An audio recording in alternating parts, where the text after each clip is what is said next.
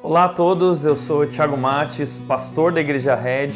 Hoje eu gostaria de compartilhar com vocês nossa inspiradora jornada de transformação e crescimento. A nossa história começou com um chamado que Deus colocou no meu coração. Eu cresci na igreja, mas vivenciei uma experiência frustrante na minha adolescência. Ao tentar levar meus amigos para a igreja, ao invés de aproximá-los de Jesus, a igreja acabou criando mais barreiras. No entanto, essa experiência desconfortante se transformou num incômodo e num questionamento do meu coração. Será que nós podemos criar uma igreja diferente? Em 2012, após pastorear jovens por 11 anos, reunimos um pequeno grupo de 30 pessoas em uma simples garagem. Estávamos em Indaiatuba, uma cidade já repleta de igrejas, mas nenhuma projetada para alcançar aqueles que não eram da igreja. O começo foi desafiador, mas em 3 anos, nosso grupo cresceu para 300 pessoas. Foi então que algo extraordinário aconteceu em 2015 que mudaria toda a nossa história. Foi nesse ano que eu descobri a visão da North Point Community Church e decidi conhecê-la mais de perto. O impacto foi profundo e eu finalmente pude ver e vivenciar a realização prática de tudo que eu sempre havia sonhado por uma igreja diferente e acolhedora. A North Point não apenas nos acolheu, mas nos inspirou a nos conectar e contribuir para a criação de uma igreja irresistível em cada comunidade. Foi através dessa jornada que eu conheci líderes com experiências e contextos mais próximos do meu.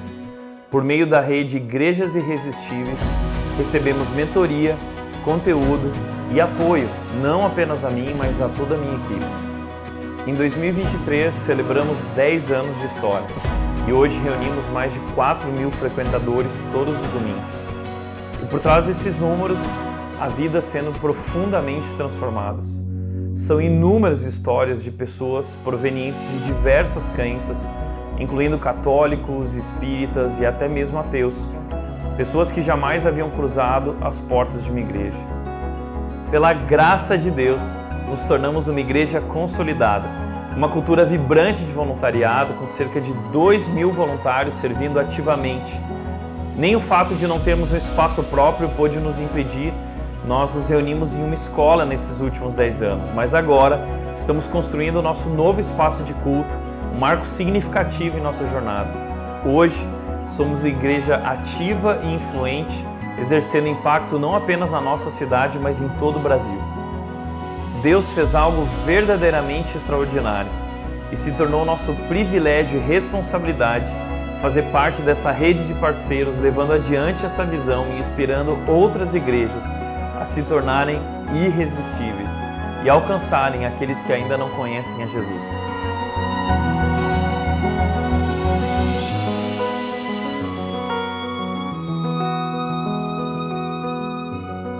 Palavras não podem expressar a profunda gratidão que sentimos em nossos corações pela rede Igrejas Irresistíveis. Se você também sonha em construir uma igreja diferente e acolhedora, tornar-se um parceiro pode ser o caminho para realizar essa missão.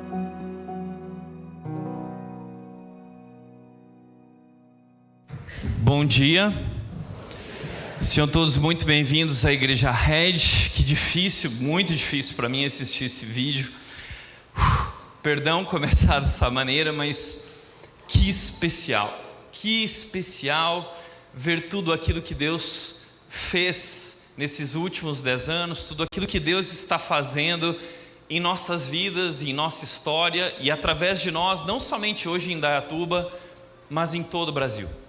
Nessa última viagem que tive a oportunidade de levar o livro e compartilhar sobre aquilo que Deus está fazendo aqui, eu ouvi tantas histórias, tantos testemunhos de pessoas dizendo: Thiago, você não é capaz, vocês não são capazes de imaginar o que Deus está fazendo aqui no Rio Grande do Sul.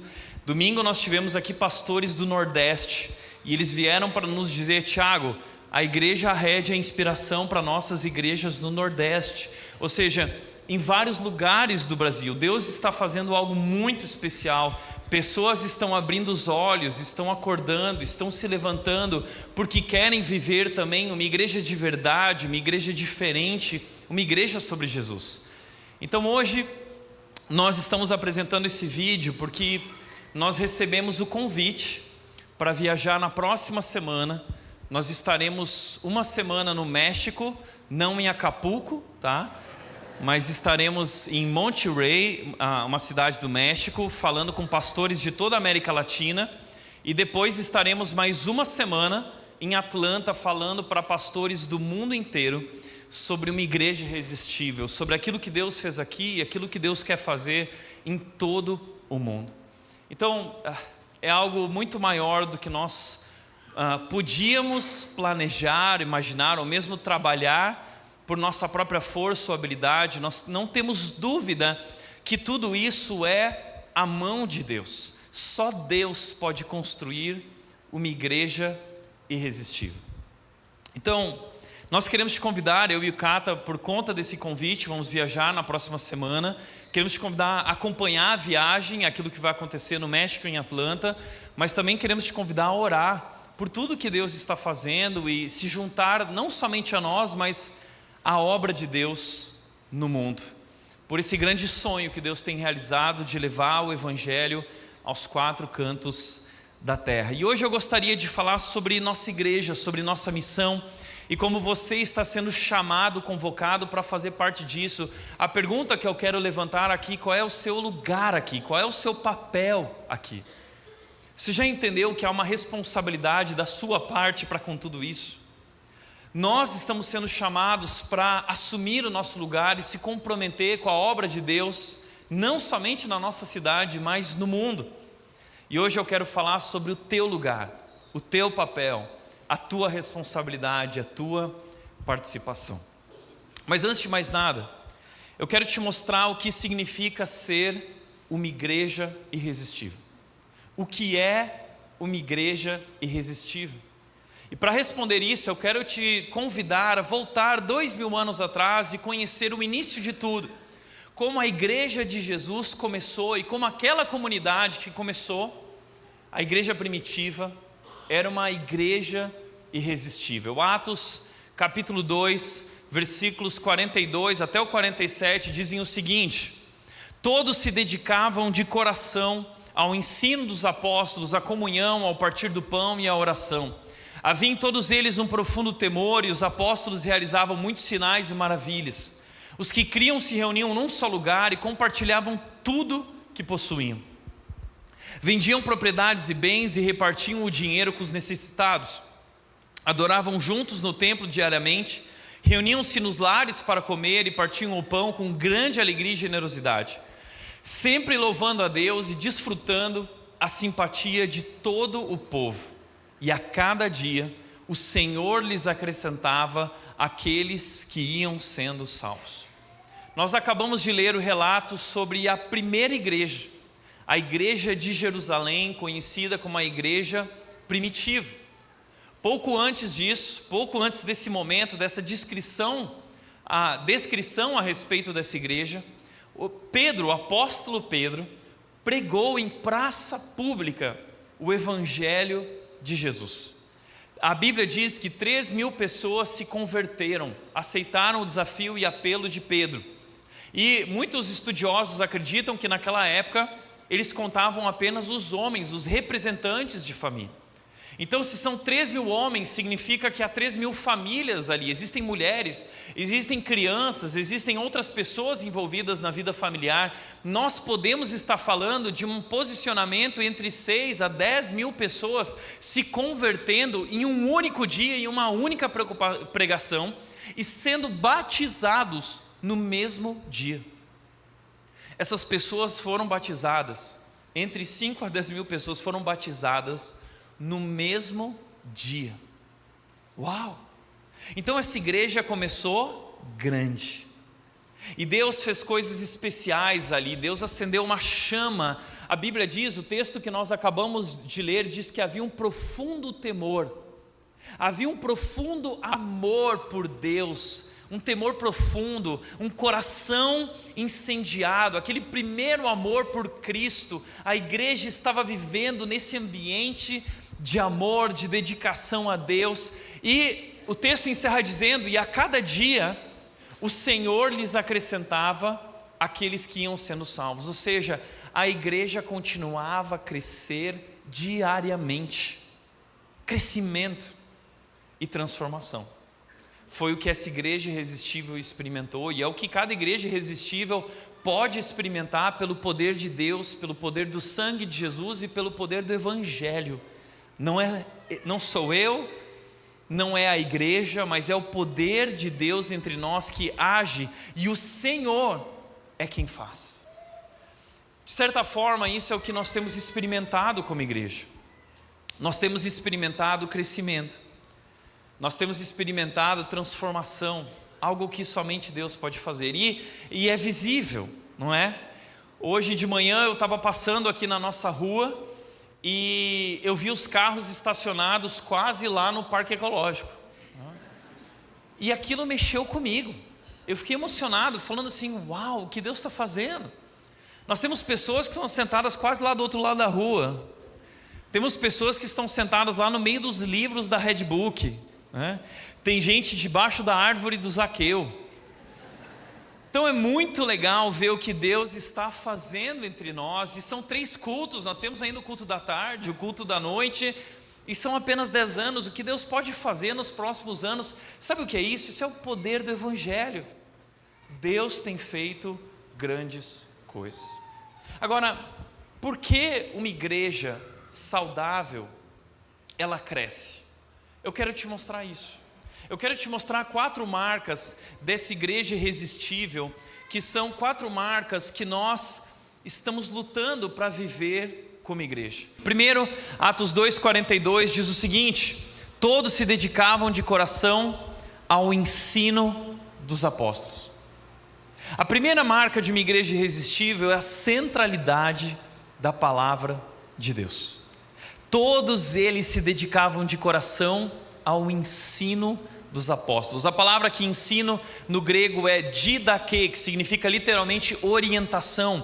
Então os apóstolos começaram a pregar e orientar as palavras, a orientar as pessoas de acordo com a vontade de Deus, de acordo com a palavra de Deus, de acordo com esse novo momento que agora estava surgindo a partir da morte e ressurreição de Jesus, a nova aliança. Então o que os apóstolos estavam fazendo era interpretar as escrituras, a palavra de Deus do Antigo Testamento. O Novo Testamento ainda não havia sido escrito, e vai ser escrito então pelos apóstolos. Basicamente o Novo Testamento foi escrito pelos apóstolos, e é isso que eles estão fazendo. Eles estão ensinando agora como nós devemos interpretar os princípios do Antigo Testamento à luz da obra de Cristo, de sua morte e ressurreição, agora diante dessa nova aliança que Deus faz com o seu povo, que se chama igreja. Seu povo sobre a terra, sua família. Nós somos a igreja de Jesus, e Deus deixou para nós uma fonte de sabedoria, que é a sua palavra. A igreja tem como fundamento a palavra de Deus, e nós como igreja desde o começo decidimos ter como fundamento também a palavra de Deus, apresentando a palavra de Deus através dessa lente de Cristo Jesus, de sua obra na cruz, sua morte e sua ressurreição. É o que nós estamos fazendo aqui, e nós não abrimos mão disso. Desde o começo nós decidimos ser uma igreja bíblica. Por quê? Em primeiro lugar, porque nós cremos que a palavra de Deus é a verdade. Estamos vivendo um tempo hoje chamado de pluralismo, onde não existem mais verdades absolutas. Cada um tem a sua verdade. Cada um acredita naquilo que quiser, naquilo que agrada a si mesmo. Então, o clichê, o jargão do nosso período é: não existe certo ou errado, existe o que é bom para você.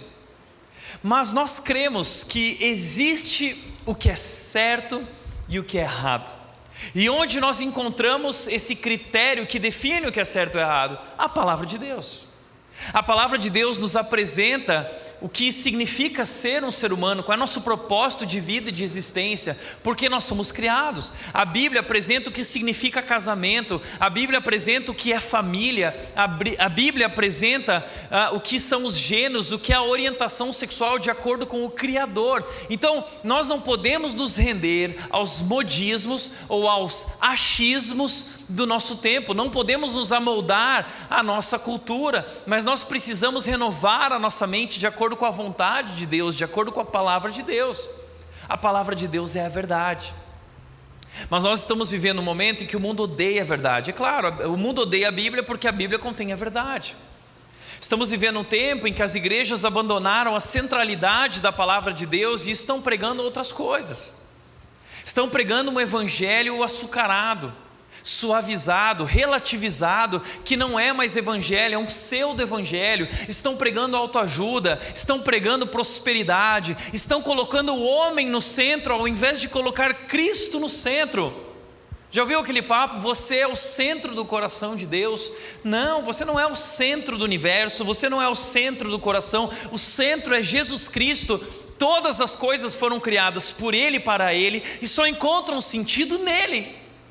Então esse é o evangelho que nós pregamos, onde nós não somos especiais, nós somos pecadores, somos miseráveis, mas somos alvos do amor maravilhoso e misericordioso de Deus, que transformou, que nos recebeu, que nos acolheu, mas que nos lavou, que nos purificou e que tem transformado as nossas vidas. É esse evangelho que nós cremos e pregamos. Porém, muitas igrejas abrem mão da palavra de Deus como verdade porque a Bíblia confronta. Então as pessoas preferem pregar aquilo que agrada os ouvidos, aquilo que dá ibope, aquilo que chama a gente, porque ninguém quer ser hoje de fato confrontado. A gente quer ser amaciado, a gente quer ser massageado no nosso ego. Só que aqui nós não somos, a rede não existe para massagear o teu ego, ela existe para confrontar o teu coração com a palavra de Deus. E nós decidimos não ser uma igreja politicamente correta, nós decidimos ser uma igreja biblicamente precisa, tá bom? Por isso, como disse Paulo em 2 Timóteo 4,2, ele disse para o jovem pastor Timóteo: pregue a palavra. O segredo da igreja, o poder da igreja que faz, tudo que nós estamos vivendo como igreja está fundamentado na palavra de Deus. Nós decidimos pregar a palavra. E como Paulo disse, esteja preparado, quer a ocasião seja favorável, quer não. Pergunta: estamos vivendo um momento favorável para pregar a palavra de Deus no nosso país? De maneira nenhuma. Nós vamos parar de pregar a verdade e a palavra de Deus? De maneira nenhuma. Isso significa que nós podemos ser perseguidos. Isso significa que nós podemos até ser presos por aquilo que nós vamos pregar aqui nesse púlpito, de acordo com a palavra de Deus. Estamos comprometidos com a palavra, de tal forma que já chamamos o advogado e o escritório dele para nos cercar juridicamente pelo que vem pela frente. Nós cremos que vem um período difícil. Nós cremos que vem um período de perseguição. Isso vai nos abalar. Nós vamos mudar o discurso, nós vamos suavizar a palavra de Deus? De maneira nenhuma. Nós vamos pagar o preço por isso, alegres de ser perseguidos, porque esse é o nosso chamado. Nós continuaremos pregando, quer a ocasião seja favorável, quer não, e continuaremos corrigindo, repreendendo e encorajando, porque a palavra de Deus faz isso. Ela nos corrige. Ela mostra que existe certo ou errado. A palavra de Deus nos confronta. Não há como nós lermos a palavra de Deus e não sermos confrontados. Já teve essa experiência de ler a palavra de Deus e parece que a palavra de Deus está te esbofeteando? Você já teve essa sensação de estar aqui na rede e parece que você saiu daqui tomando muita pancada? Não sou eu, é a palavra de Deus. Eu sempre digo o seguinte: não fica chateado comigo, não faz biquinho para o pastor Tiago. É a palavra de Deus. Nosso compromisso é pregar a palavra com paciência e bom ensino. Mas Paulo também disse: pois virá o tempo em que as pessoas já não escutarão o ensino verdadeiro. As pessoas não vão querer escutar.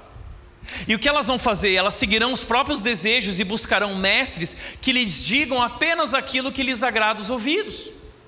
As pessoas hoje estão procurando pessoas que digam o que elas querem ouvir. E elas não querem ouvir a verdade, porque a verdade nos confronta.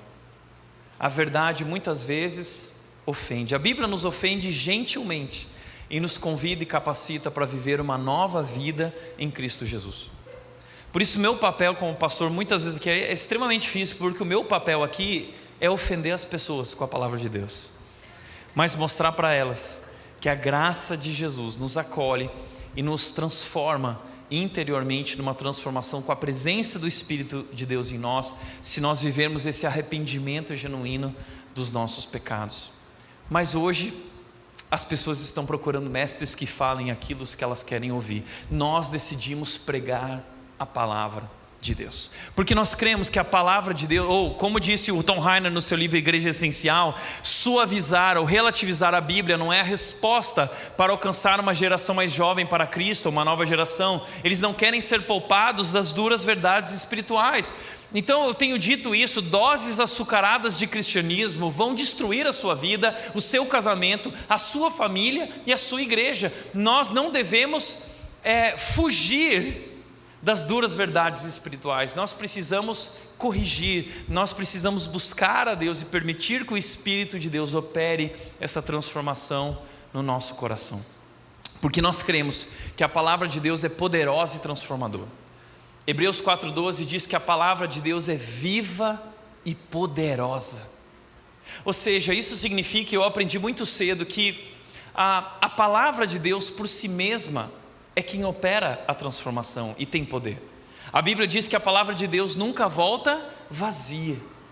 Então eu aprendi o seguinte: o meu papel como pastor não é trazer uma pregação incrível todo domingo. Eu sei que muitas vezes as pessoas têm essa expectativa: não, hoje eu quero ouvir uma palavra incrível, eu quero que meu pelo arrepie, eu quero chorar, eu quero pelo arrepiado, né? Eu quero aqui ficar emocionado. Esse não é meu papel.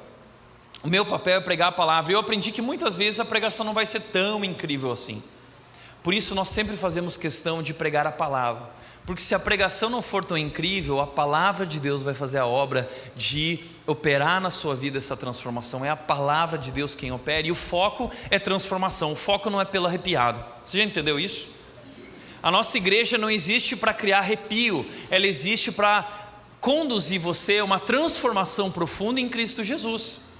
Então a tua expectativa aqui não deve ser assim: nossa, hoje eu quero ser impactado, hoje eu quero, sabe, que Deus me emocione. Mas isso está gerando transformação na sua vida. Não é sobre arrepios, é sobre transformação. Deus quer transformar a sua vida e a minha vida. Ele está transformando, você está crescendo na sua fé, você está se tornando mais parecido com Jesus, você está colocando em prática tudo aquilo que você tem ouvido e aprendido aqui através da palavra de Deus. Mas também Paulo diz que nós precisamos corrigir, repreender, encorajar com paciência e bom ensino, porque existe um ensino que não é bom.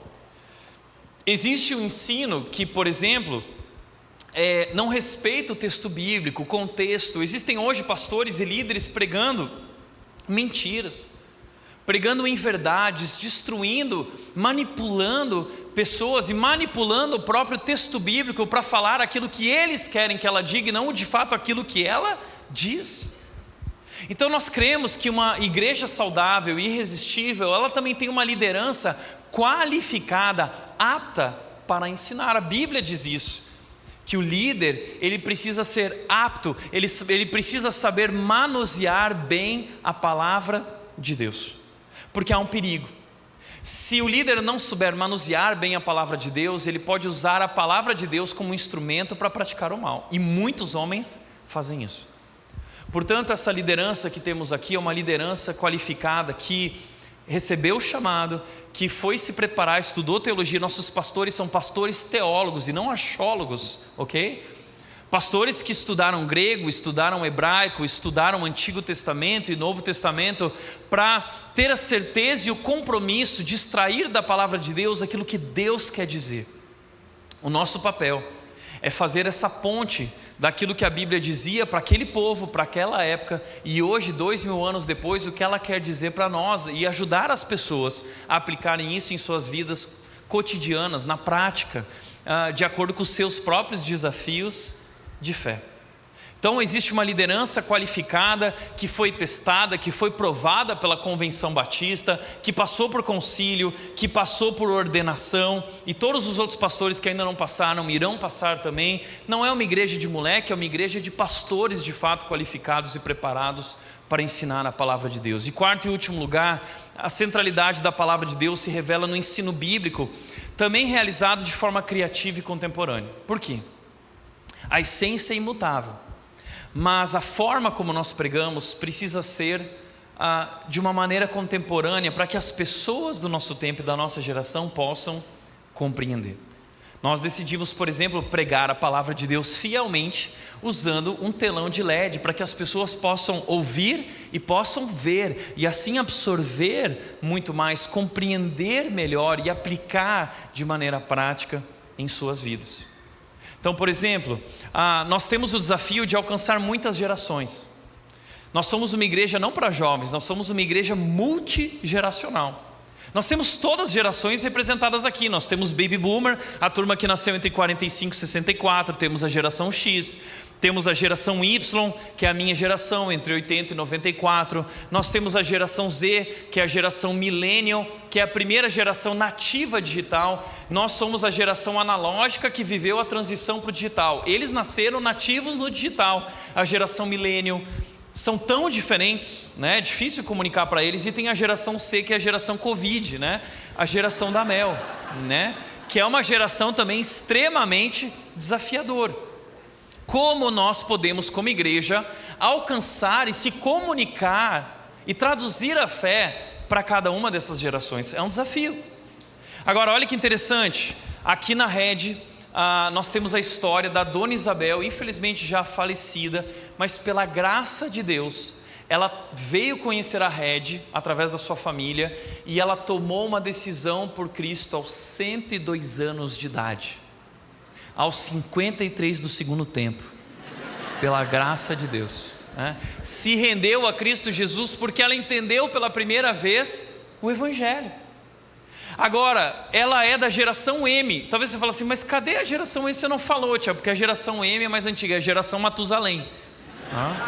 Matusalém, para quem não é cristão aí, ou quem não conhece, foi o homem mais velho da Bíblia, tá? João, geração Z, agora deve estar com 9, 10 anos, campeão de tênis paulista, vice-campeão brasileiro. O João deve estar aí, a família dele deve estar aí. Mas o João tem uma história incrível, porque ele, quando vai para os campeonatos e para os treinos, os pais contaram que ele vai ouvindo as pregações no caminho 1 hora, e depois ele quer ouvir de novo, porque ele adora ouvir as pregações. Isso é um milagre, só Deus pode fazer isso, né? Mas uma igreja que alcança uma senhora de 102 anos e uma criança de 8 anos, qual é o segredo para isso? O segredo é aquilo que John Stott diz: a igreja de cada geração deve procurar traduzir a fé para o idioma contemporâneo, a fim de relacionar a mensagem imutável com o mundo em mudanças. Mas a tradução é uma interpretação da mesma mensagem numa outra linguagem, não se trata de uma nova composição.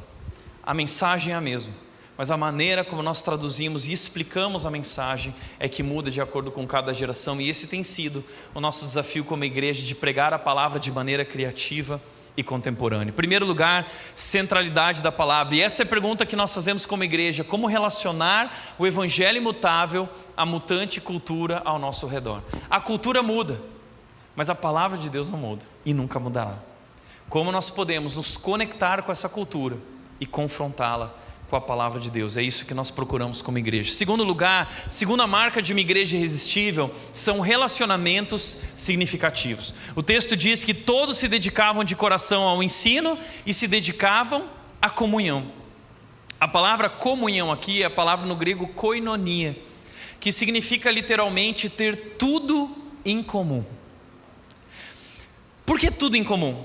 Porque agora nós somos uma nova família. Se você é cristão, você tem 2 famílias. A sua primeira família é a família em que você nasceu. A sua segunda família é a igreja. No momento em que nós nascemos de novo em Cristo Jesus, agora nós nos tornamos irmãos e irmãs de uma grande família em que somos todos irmãos. E nós temos tudo agora em comum. Uma nova vida, uma nova identidade, um novo propósito de vida. Nós compartilhamos isso, e não somente isso, agora nós caminhamos juntos, nós vivemos juntos, nós somos desafiados pela palavra de Deus agora a levar as cargas uns dos outros e a servir a Cristo Jesus aqui na terra juntos. Nós somos o povo de Deus, fomos escolhidos por Deus com uma missão.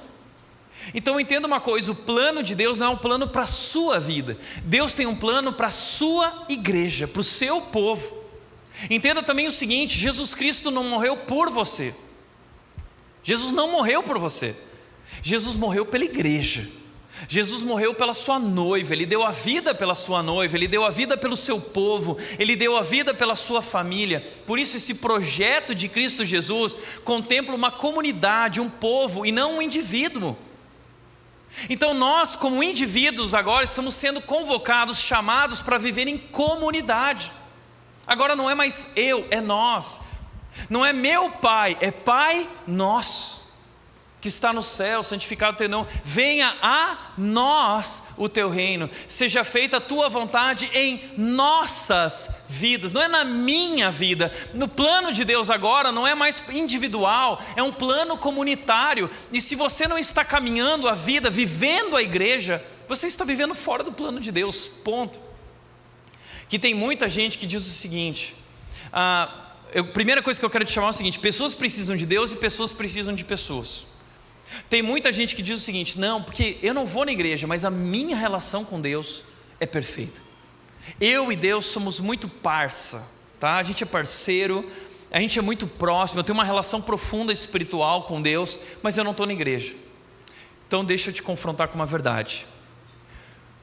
O Deus que você é parça não é o Deus verdadeiro, ok?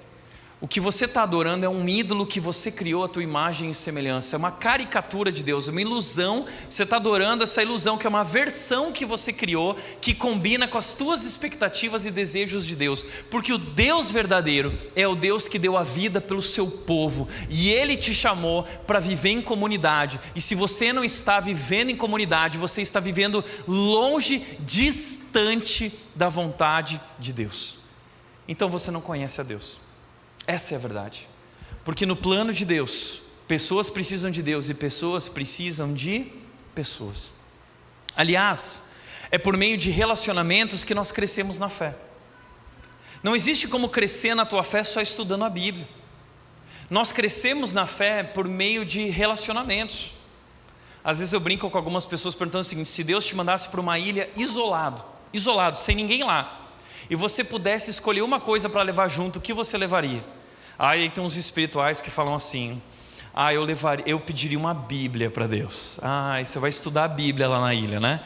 Eu digo: não seja burro, não leva a Bíblia. Leva um manual de construir canoa para sair de lá. Leva um manual de sobrevivência. Porque a Bíblia é um livro para ser vivido em relacionamentos, em comunidade.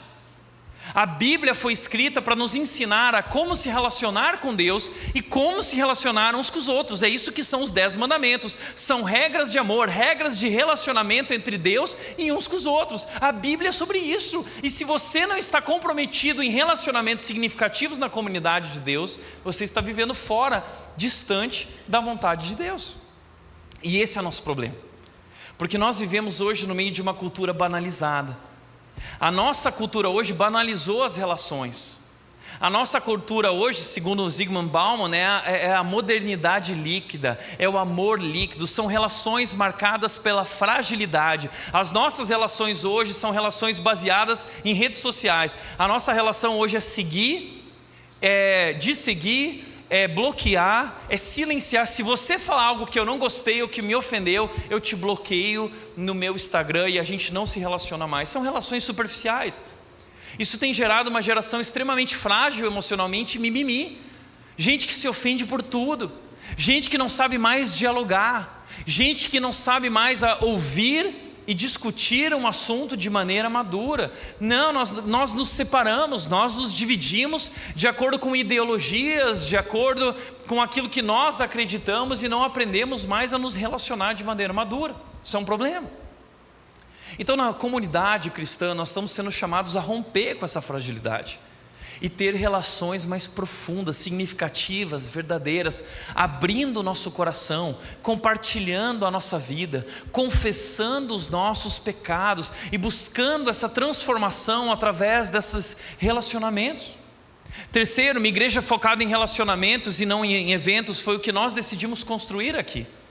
Hoje no Brasil nós temos um padrão de igrejas focadas em eventos. Por quê? Porque evento chama a gente.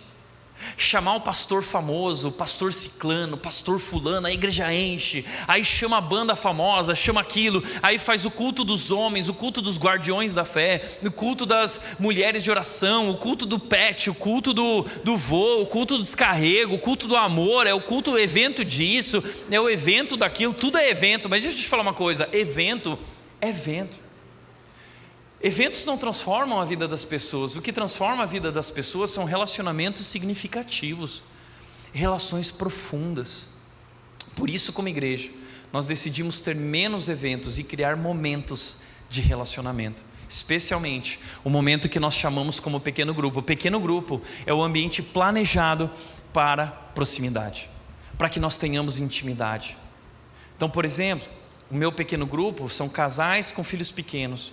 Nós nos reunimos na nossa casa e na casa de outros e nós compartilhamos nossas lutas no casamento. A gente fala, olha, está difícil aqui, está difícil ali. A gente abre a palavra de Deus e aconselha e suporta uns aos outros, carregando as cargas, orando uns pelos outros.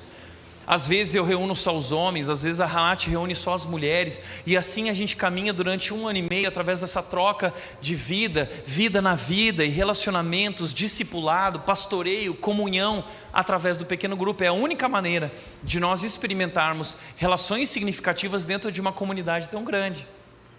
E a igreja primitiva vivia isso, eles se reuniam no templo diariamente e de casa em casa, eles se reuniam nos lares.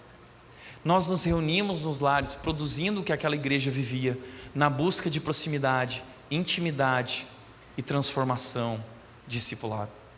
Se você não está vivendo isso, você não está vivendo a igreja, você está vivendo distante da vontade de Deus, e Deus está te chamando para se aproximar e ser transformado a partir desses relacionamentos significativos. Agora, olha o que a Bíblia fala. A Bíblia diz: sirvam uns aos outros.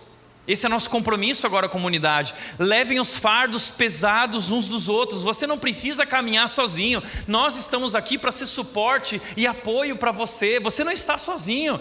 Terceiro, aconselhem-se uns aos outros. Você não precisa tomar decisões sozinhos. Nós estamos juntos buscando a sabedoria de Deus na sua palavra. Consolem-se uns aos outros. Você não precisa chorar e passar por momentos difíceis sozinhos. A Bíblia diz: sujeitem-se uns aos outros. A Bíblia diz: suportem-se. A ideia de suportar é ser um suporte para quem precisa de ajuda, um apoio.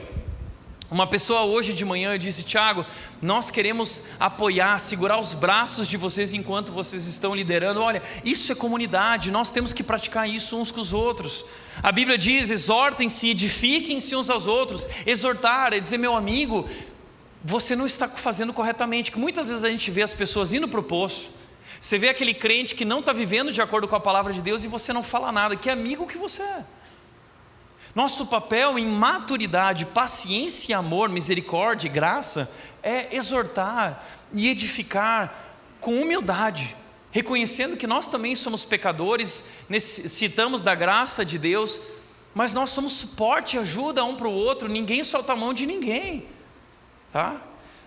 É uma brincadeira, tá? Não relacionem isso com outras ideologias e partidos políticos, ok? Romanos 12:15. Alegrem-se com os que se alegram, chorem com os que choram.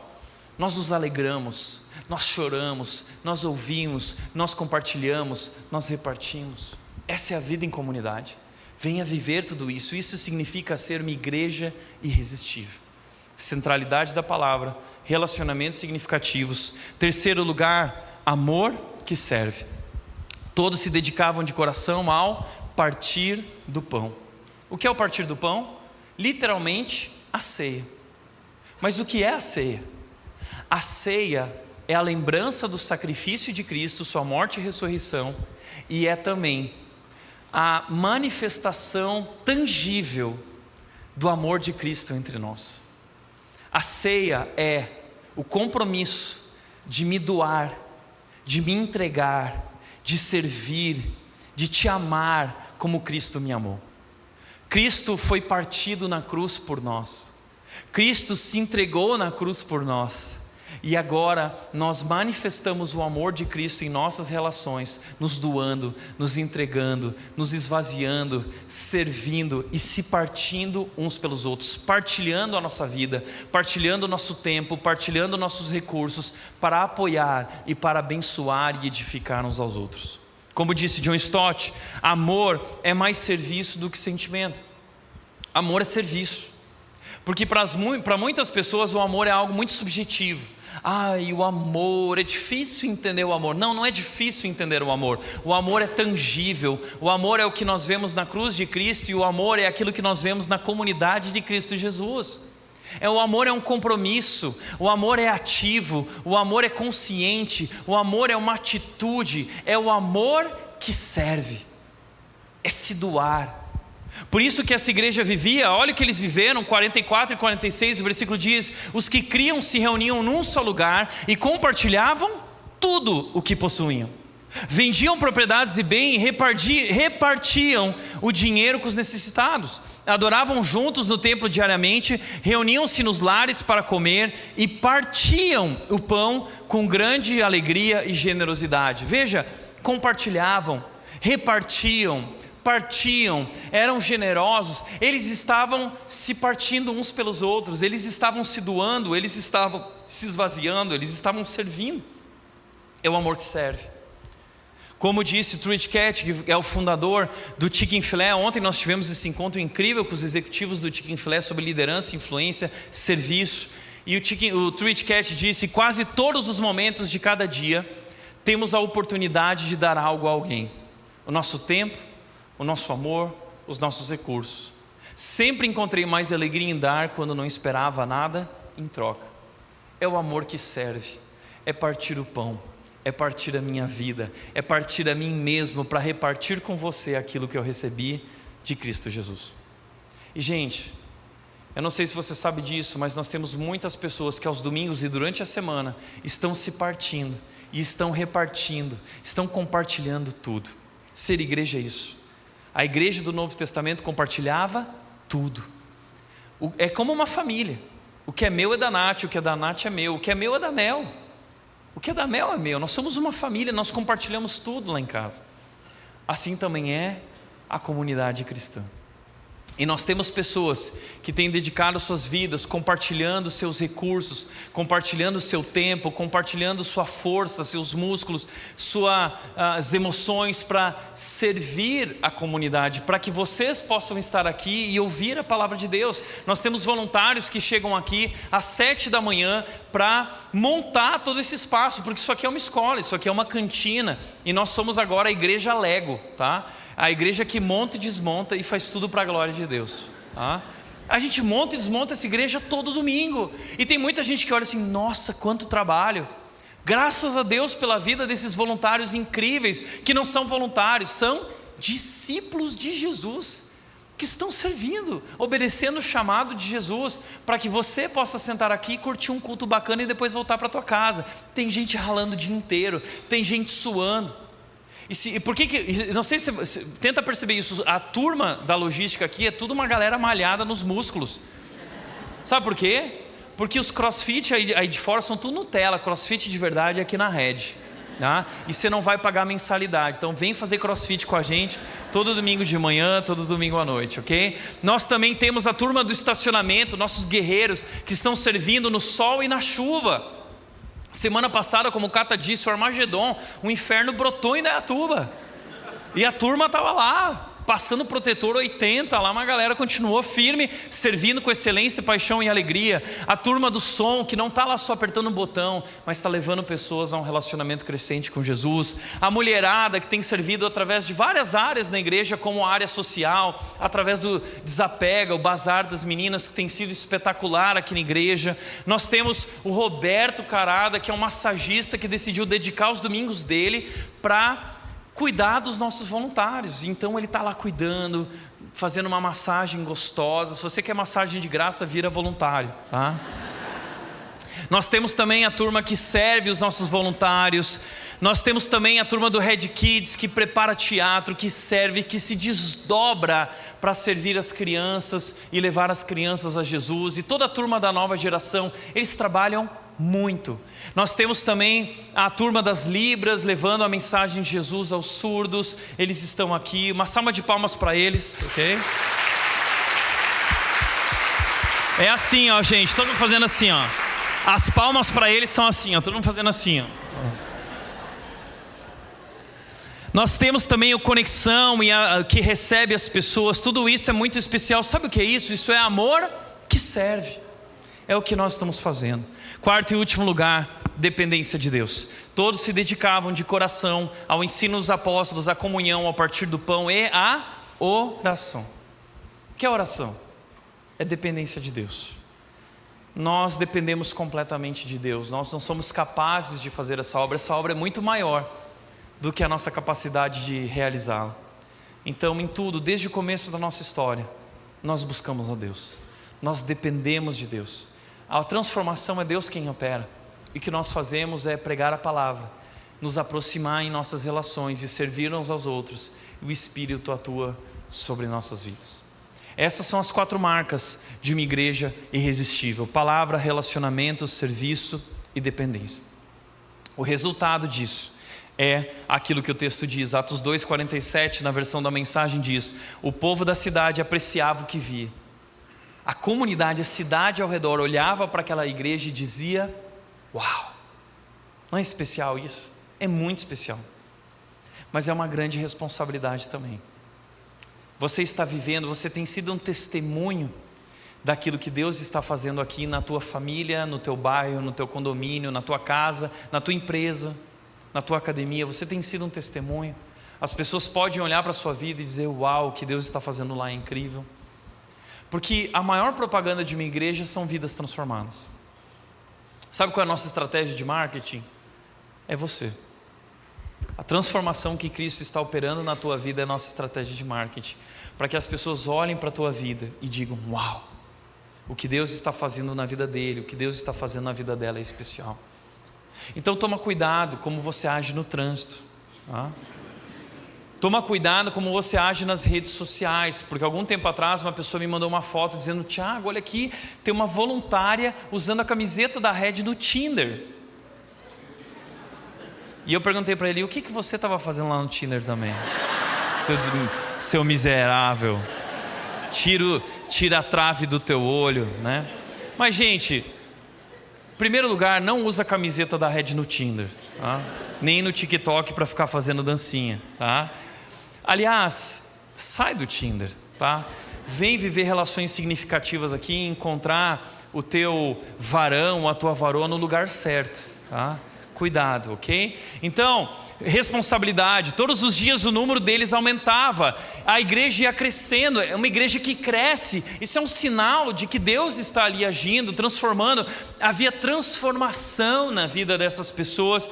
Deus acrescentava os que iam sendo salvos. Deus fazia essa obra. E como era maravilhoso ver o que Deus estava fazendo. Ontem, uma pessoa que eu trouxe para a igreja, eu conheci na academia, e trouxe essa pessoa para a igreja. Ele disse: Tiago, eu vou me batizar junto com a minha esposa, nós estamos muito felizes. Eu disse: uau, vamos comemorar. Essa semana a gente vai comemorar, tá? E tem alguns projetos, eu não posso contar quais são, porque essas pessoas talvez estão aqui ou não, mas alguns projetos evangelísticos no meio de não cristãos na nossa cidade, vivendo intencionalmente para compartilhar o amor de Jesus. É isso que Deus está nos chamando para nós vivermos como comunidade, porque tudo isso é sobre Jesus e sobre levar pessoas a um relacionamento crescente com Jesus. Agora olha isso, deixa eu te mostrar isso. As 4 marcas de uma igreja irresistível: a palavra, relacionamento, serviço e dependência de Deus. São as 4 marcas que nós buscamos. E são as 4 marcas sobre a qual a nossa igreja foi construída, ok? Culto, serviço e PG. A palavra de Deus é pregada aqui no culto todos os domingos, o nosso didaquê. A koinonia acontece nos pequenos grupos. E o amor que serve acontece em todos os nossos ambientes também. E tudo isso na dependência de Deus. Agora você entende por que a Red é como ela é. Ela está baseada nas 4 marcas da igreja primitiva. E nós queremos te convidar a viver esse processo para ser transformado por Deus. Essa é a história da nossa igreja. Uma igreja bíblica, uma igreja contemporânea, uma igreja simples, uma igreja irresistível. Agora, O texto diz que o segredo dessa igreja é que todos se dedicavam de coração. Todos. Não era um, não era liderança, eram todos. De coração. Eles se dedicavam. E a palavra no grego, se não me engano, é protraskorné, uma coisa assim, tá? Que é a ideia de se desdobrar. Desdobrar, eles se desdobravam na palavra, eles se desdobravam nos relacionamentos, eles se dedicavam de coração. Deixa eu te fazer uma pergunta: você tem se dedicado de coração? Você se comprometeu com essa comunidade? Você assumiu o teu lugar? Você tem assumido a tua responsabilidade? Porque Deus está te chamando para fazer parte disso ativamente, permitindo-se ser transformado e ser um testemunho, se conectando através de relações profundas e significativas, servindo e demonstrando e expressando o amor de Cristo e partilhando tua vida, teu tempo, teus recursos com a comunidade, e vivendo em oração e dependência de Deus, buscando a Deus para realizar essa missão que Ele nos deu. Porque, como disse o Tim Keller, a glória de Deus está disponível para você na igreja de uma forma que não está disponível para você em nenhum outro lugar. Não há meio de discipulado mais importante do que o envolvimento profundo na vida da igreja. Você pode ser transformado através de um envolvimento profundo com a vida da igreja. E mais, através desse envolvimento profundo, Deus está te convidando para experimentar a glória dele nesse lugar.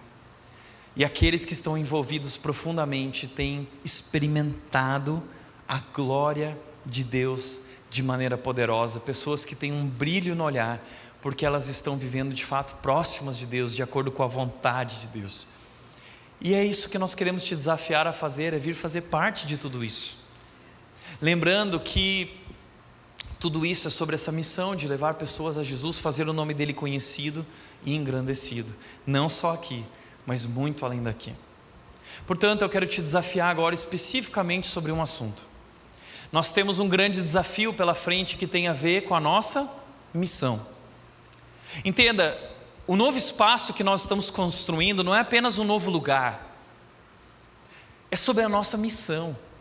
É sobre fazer Jesus conhecido e engrandecido em nossa cidade e além daqui. É sobre nós termos mais lugar para receber com mais qualidade as pessoas, porque hoje, de manhã, as pessoas tiveram que sair da chuva e se encostar nos cantos aqui do nosso prédio. Então, nós queremos abrir espaço para que mais pessoas possam chegar e possam ter suas vidas transformadas também. É sobre isso. Nós vamos nos mover para o novo espaço, se Deus quiser e Deus permitir. A data é mais ou menos fevereiro ou março, tá? De acordo com o nosso administrador. Então, falta pouco. E as crianças e os pré-adolescentes vão herdar esse lugar. Então, enquanto nós temos culto lá, eles vão continuar aqui, tendo cultos aqui, com esse telão de LED, com teatro, com louvor, com uma banda especial. Depois as crianças vão sair daqui e vão para suas salas de aula. Os pré-adolescentes então assumem o culto deles aqui. E assim essa igreja vai crescendo. Então a nova geração vai herdar todo o espaço da escola, enquanto nós estaremos no novo espaço, tá? A boa notícia que eu tenho para dar para o ano que vem é que eu não aguento mais 3 cultos, tá? Chega, ok? Então, para que eu sobreviva e nós sobrevivamos, nossos voluntários e nossa equipe, 2 cultos, tá? 10h30 e 18 horas serão os nossos 2 cultos a partir do ano que vem, porque nós agora teremos lugar, 2.000 lugares no novo espaço, tá? Então vai caber todo mundo pela graça de Deus. E talvez você fale assim: ah, Tiago, mas e se não couber? Bom, esse problema é de Deus, ok? E eu não faço mais 3 cultos, tá? Então nós temos a oportunidade de construir uma galeria que vai caber milhares de pessoas também. Então, gente, esse é nosso novo espaço, nós estamos aí na reta final. Esse é o nosso cronograma da obra. Deixa eu te apresentar. Ah, tem um vídeo antes, mostra o vídeo da obra aí.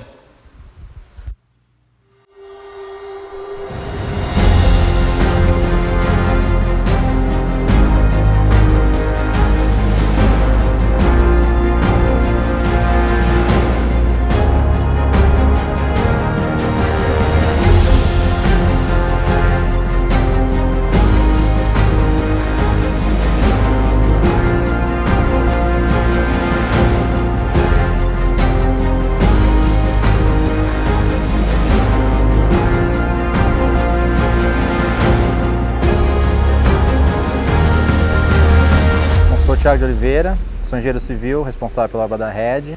Hoje está acontecendo a montagem da estrutura do mezanino que fica em cima da cafeteria, onde vai ser os escritórios.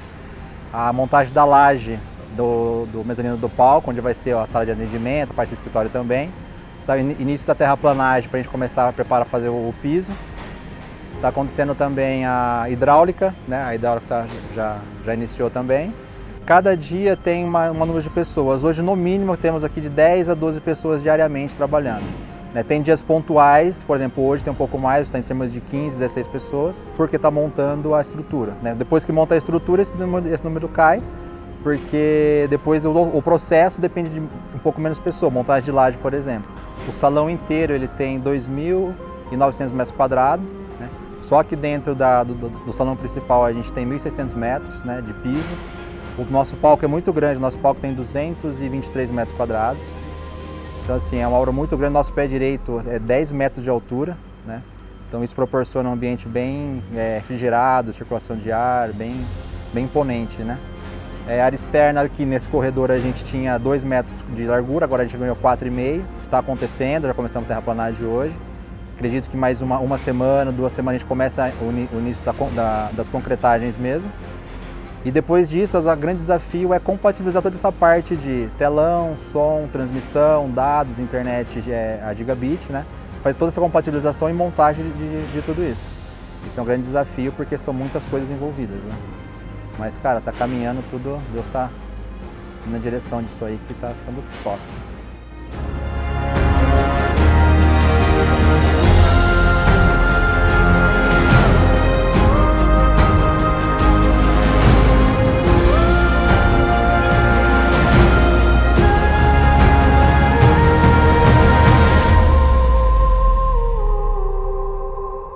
Gente, estamos na reta final, é o último passo para nós estrearmos o nosso novo espaço. Aqui nós temos o cronograma da obra. Eu vou passar rapidamente agora aqui. Estamos começando a parte elétrica, a execução do piso. Começa daqui uma semana, já começou na verdade. Novembro nós teremos aí a instalação da iluminação, também o sistema de combate a incêndio. Eu estou resumindo por conta do nosso horário. Depois a gente pode passar tudo isso para você, se você assim desejar, o cronograma. A execução do piso externo. Teremos aí em janeiro a parte do início da pintura, a finalização elétrica. E em fevereiro teremos aí a instalação da central de ar-condicionado, instalação dos equipamentos de som, de LED. E olha que legal, nós teremos ar-condicionado central. Você tem ideia do que é isso? É muito caro e a gente vai instalar sem dinheiro. Não temos dinheiro, ok? É pela fé, tá? Estamos instalando o ar-condicionado. Deus vai abençoar aí, se Deus quiser. Agora deixa eu te pedir uma coisa. Eu quero te pedir mais um pouco de tempo, porque eu quero te apresentar os nossos tesoureiros. Eles querem fazer um desafio para a nossa igreja. Nós não costumamos falar sobre dinheiro aqui na Rede. A gente nunca fala sobre isso, mas estamos diante do nosso grande desafio, o último desafio da obra. E se você veio hoje aqui, você veio no dia errado, tá? Deus te abençoe, ok? É brincadeira, gente, fica muito à vontade aí. Isso aqui é para os nossos membros. E nós temos uma diretoria, nós temos tesouraria, temos conselho fiscal, temos uma assembleia que aprova essas pessoas e temos transparência financeira. Então, em nome da transparência financeira, nós queremos agora apresentar para a igreja como andam as nossas finanças e o que ainda falta para esse grande desafio que nós temos juntos. E no final, eu volto para nós orarmos juntos para esse grande desafio. Então, Dudu e Vinícius, por favor. Gente, uma salva de palmas para os nossos tesoureiros, homens corajosos. Fala pessoal, boa noite, tudo bem? Eu sou o Dudu, sou um dos tesoureiros aqui da Igreja Rede. Boa noite, eu sou o Vinícius, também sirvo aqui na tesouraria, na Igreja Rede. E hoje nós estamos aqui por 2 motivos. O primeiro motivo tem a ver com gratidão. Eu queria agradecer pessoalmente a vocês, e eu vou mostrar isso através de alguns números ao longo dessa apresentação. E gente, chegamos numa hora crucial, que é a hora do desafio, que a gente quer compartilhar com vocês, quer dividir essa responsabilidade com a nossa comunidade. E eu queria explicar um pouquinho melhor do que eu estou falando. Como o Thiago disse, ele não está mentindo, a gente não tem dinheiro para pagar o ar-condicionado. Então a gente tem negociado essa questão do ar-condicionado central com o proprietário ali do nosso novo espaço, que é o Deco, e considerando que ele pague esse ar-condicionado, as negociações estão avançadas, a gente ainda precisa levantar 5,2 milhões de reais. E o que a gente tem em caixa hoje? 3,5. Então a gente tem um desafio para assumir até o final de dezembro, para a gente conseguir estrear o nosso novo espaço no começo do ano que vem. A gente precisa levantar como igreja 1,7 milhões de reais. E eu sei que parece um número muito alto, e não só parece, é um número altíssimo. Realmente é um valor bem alto que a gente precisa levantar. Só que se a gente somar forças e a gente dividir essa carga entre todos, esse valor não é tão alto assim. Se a gente considerar que a gente tem hoje 2.000, 3.000, 4.000 frequentadores, se a gente dividir esse número pelo menos por 2.000, para a gente ter uma noção, ele vai ficar em torno de 750 a 800 reais por pessoa em mais ou menos 3 meses. E eu sei que eu estou falando com 3 públicos hoje, e eu queria dar uma mensagem mais direcionada para cada público. O primeiro público são os nossos visitantes, e são pessoas que estão passando por um momento difícil financeiramente. E eu queria falar algo para vocês: não fiquem nem tristes e nem constrangidos se vocês não puderem participar. Deus conhece o coração, Deus conhece a situação de vocês, e não fiquem constrangidos por não poder participar desse momento, a gente entende completamente. O segundo público é aquele público que mensalmente já contribui com a nossa obra, que a gente estima que é em torno de 30%. Então, por todos os cálculos que a gente já fez, a gente chegou a uma conclusão que 30% das pessoas que são alimentadas espiritualmente por nossa igreja são aqueles que contribuem mensalmente com a nossa obra. E para vocês, eu queria lançar um desafio. Se vocês puderem, de forma extraordinária, nesses próximos 3 meses, aumentar um pouco a sua contribuição, se isso não for trazer um peso financeiro para sua família, sempre faz falta, eu sei, mas se for um desafio para sua família e vocês não tiverem nenhum impacto muito grande nas finanças e puderem aumentar um pouco, a gente seria extremamente agradecido a vocês. E o terceiro público que eu queria falar com vocês nessa noite é o público que é alimentado por nossa igreja espiritualmente, que tem se reconectado com Deus, se reconectado com as pessoas ao seu redor, que tem tido o prazer de trazer seus familiares, trazer os seus amigos aqui, e ainda não fazem parte das finanças da nossa igreja, que não reparte com a gente um pouco das suas finanças. Eu queria lançar esse desafio para vocês também. Se você é alimentado por nós e participa de tudo isso que a gente vive aqui, eu gostaria de convidar vocês também a contribuírem financeiramente, se não for gerar nenhum problema financeiro para vocês e para sua família, tá bom? Se vocês têm essa condição, se tem essa margem no orçamento familiar, mesmo que seja um sacrifício, mas se vocês puderem participar, eu seria imensamente agradecido, e todos nós. Isso demonstra que vocês realmente entenderam o tamanho do sacrifício de Jesus, e aquilo que vocês estão recebendo vão poder repartir com outros também que serão acrescidos à nossa igreja, que vão poder participar do novo espaço, serão batizados e irão conhecer Jesus, assim como vocês também foram e estão sendo também. Então, gente, eu queria deixar um norte para nós. E qual que é o nosso norte? É o versículo que norteia todas as nossas finanças, que é esse aqui: cada um deve decidir em seu coração quanto dar, não contribuam com relutância ou por obrigação, pois Deus ama quem dá com alegria. Então Paulo escreveu esse texto e também num desafio financeiro que ele fez para a igreja de Corinto, e ele falou: gente, se vocês estiverem tristes ou constrangidos, não precisam, mas se vocês querem participar do que a igreja de Jerusalém está vivendo, se vocês querem participar do que a igreja Red está vivendo, Deus ama quem dá com alegria. Novamente, muito obrigado a todos. Um prazer estar aqui com vocês. Uma salva de palmas para os nossos tesoureiros. Obrigado, Dudu. Obrigado, Dudu, Vini. Obrigado. Talvez você olhe para isso e diz: será que vai dar? Eu quero compartilhar com você uma última frase que eu aprendi quando eu tinha 14 anos. Eu recebi meu chamado e eu comecei a ler um livro do Hudson Taylor, que foi um missionário que abandonou tudo para servir a Deus na China. E o Hudson Taylor começou a dormir num colchonete para se preparar para a China. E eu lembro que naquela época, com 14 anos, eu abandonei meu colchão, minha cama, e eu fui dormir num colchonete. Minha mãe passava e dizia assim: meu filho enlouqueceu. Mas ali eu já começava a me preparar para o que Deus ia falar, ia fazer. E eu lembro que Deus falou algo comigo, eu nunca compartilhei isso com ninguém. Mas Deus falou assim: Thiago, nunca vai faltar. Nunca. E nunca faltou. Eu lembro quando eu estava indo para o seminário e eu não tinha mantenedores, e Deus levantou 13 pessoas que investiram na minha vida. Eu lembro quando nós começamos a Red, nós fomos buscar, começamos numa garagem, meu irmão cedeu a garagem, fomos buscar cadeiras no bar do lado, cadeiras da Brahma. Uma igreja começou com uma igreja contemporânea, né? Um irmão hoje de manhã falou assim: separa o espaço Brahma lá na igreja Red, porque nós começamos assim, não tínhamos recursos, mas em vários momentos nós vivemos grandes desafios como igreja, e Deus nos surpreendeu. Deus nos surpreendeu.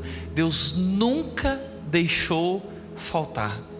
E gente, eu tenho uma certeza, e eu quero compartilhar agora a certeza que eu tenho, de que Deus vai fazer. Eu não sei como Ele vai fazer, mas eu tenho certeza e convicção que Ele vai fazer, porque Ele já fez. Ao longo da nossa história Ele já fez, e ao longo de toda a história bíblica Ele fez. E eu me inspiro muito na história de Moisés e Josué.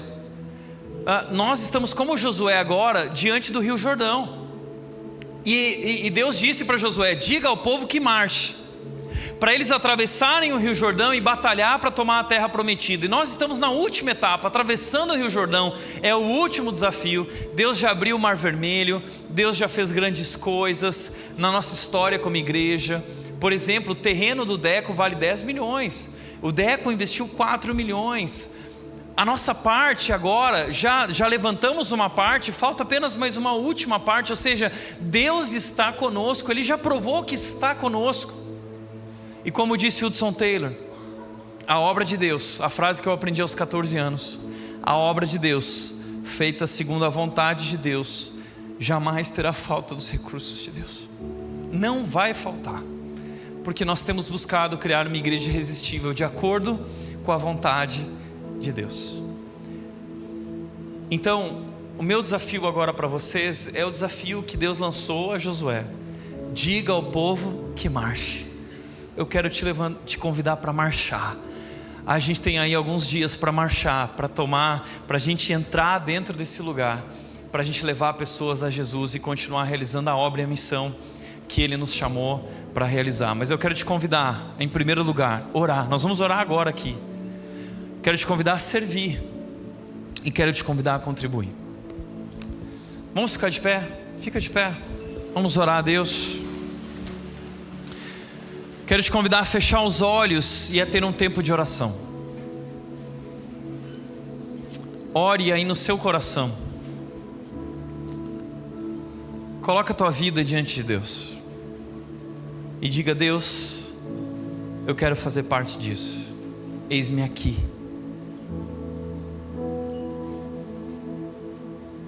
Conta comigo.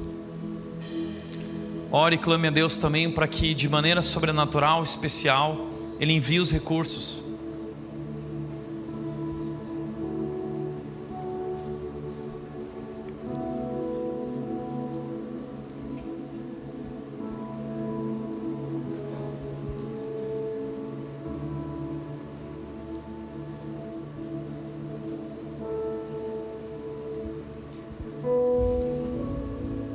Pai, nós queremos te agradecer pela tua obra em nossas vidas, pelas grandes coisas que o Senhor tem feito aqui em nós, entre nós, a partir de nós, apesar de quem nós somos.